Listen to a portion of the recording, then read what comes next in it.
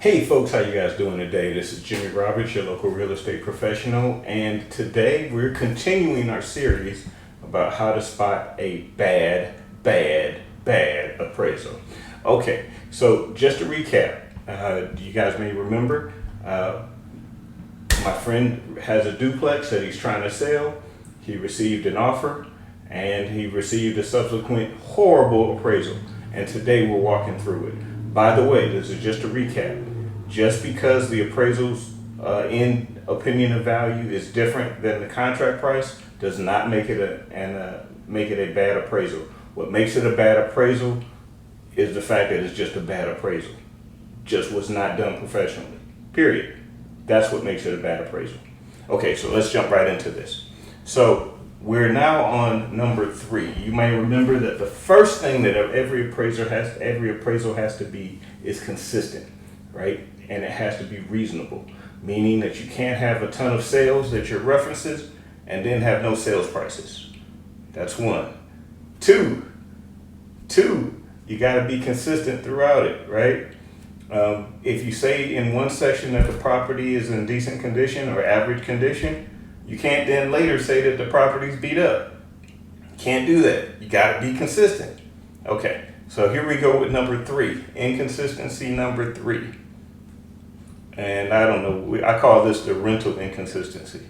So as you guys see, this is the property, as you may remember, and this is the rental analysis. Now, as you can see, the appraiser that did this had 3 different properties, all within 3 miles of the subject. That's important, all within 3 miles of the subject, because he said he couldn't find any. Okay, but he found 3, and they had monthly rentals between $900 and $1,450 per month. Okay. As you go through, these are all 2-bedroom rentals, various sizes or whatever.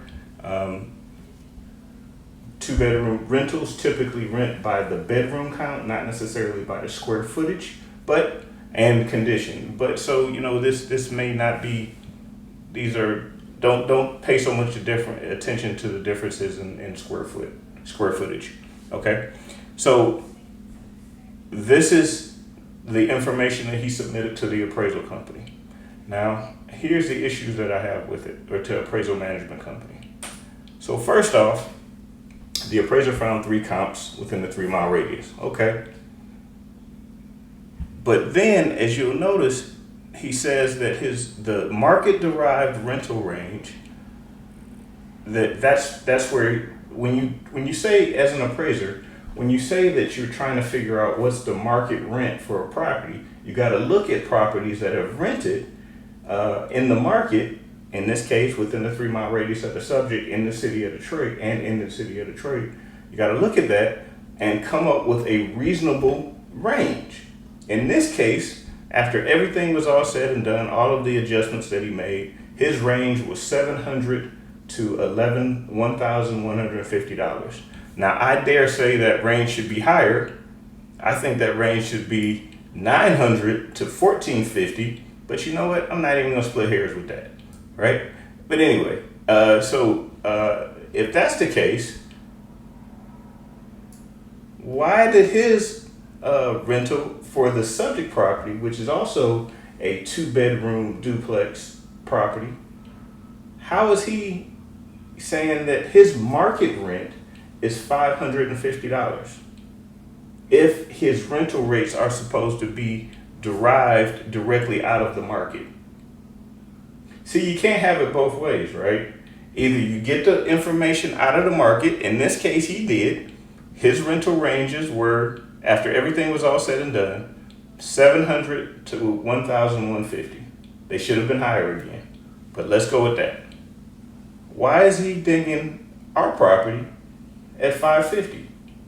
That just does not make sense, right? It just does not make sense. Unless, of course, he made some decisions that had absolutely nothing to do with what was going on in the market. Here's the only thing I can see. You remember in our previous video when we were talking about the condition of the property, In one section, the appraiser said that the property was just fine. It was in adequate condition, just like all of these properties are. But then in the next section, in the rental analysis section, he inferred that somehow or another this property needed some work done. Well, that was an inconsistency then, and none of the photos, he didn't identify anything else in the appraisal saying that there were any issues that needed to be handled. But somehow or another, he came up with a significantly lower rental rate. Why is this so important? This is important because as an income property, a property meaning that you purchase to generate income, the amount of income that it generates is important. Matter of fact, for larger units, meaning anything between 5 and above, where it's not typical for the owner to live in the property, it's pretty much the only factor, right? If you're going to buy, say, a 300 unit property, you don't really care what they look like or what their room makeup is. You just want to know how much money is this thing going to produce month after month. That's why income is so important. In this instance, the appraiser has chosen to,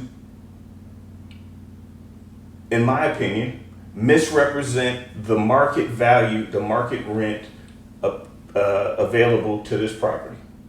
He said it's $550. Oh, and by the way, why is that $550 so important?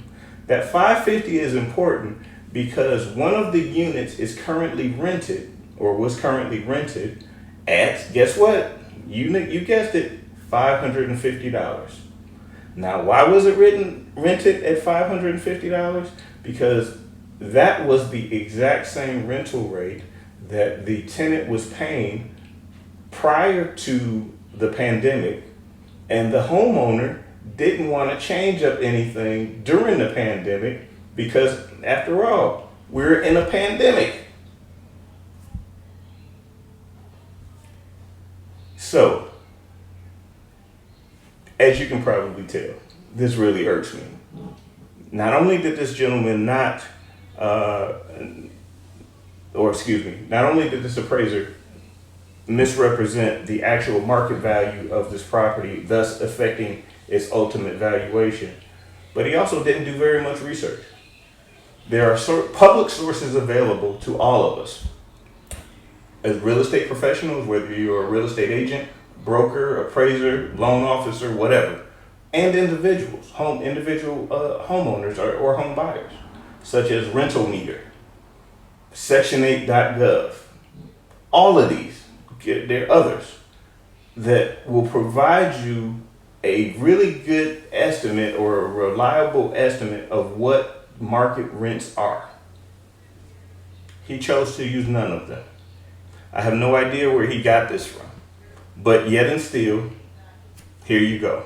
And it is, needless to say, it's affecting value. So this is video number 3 of why this appraisal sucks. And we're going to talk about how we can avoid is the wrong term, how we can hopefully correct some of these items in later videos. Okay, so this is Jimmy Roberts, your local real estate professional, and I've just now given you the 3rd reason this appraisal sucks. See you.